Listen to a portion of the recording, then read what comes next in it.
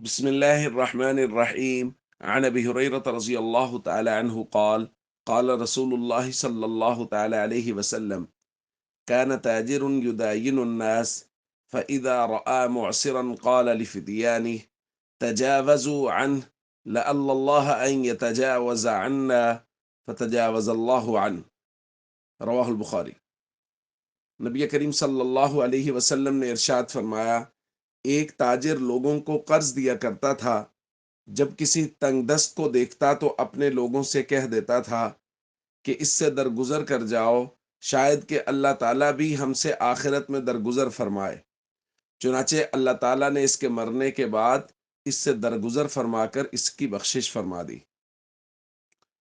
دوستو، اس روایت کا مضمون کل والی روایت سے بالکل ملتا جلتا ہے کہ یہ شخص لوگوں کے ساتھ آسانی کیا کرتا تھا، خاص طور پہ وہ لوگ جو تنگ دست تھے ان کے ساتھ آسانی کرتا تھا، یا تو ان کو معاف کر دیتا تھا یا ان کو مہلت دیتا تھا۔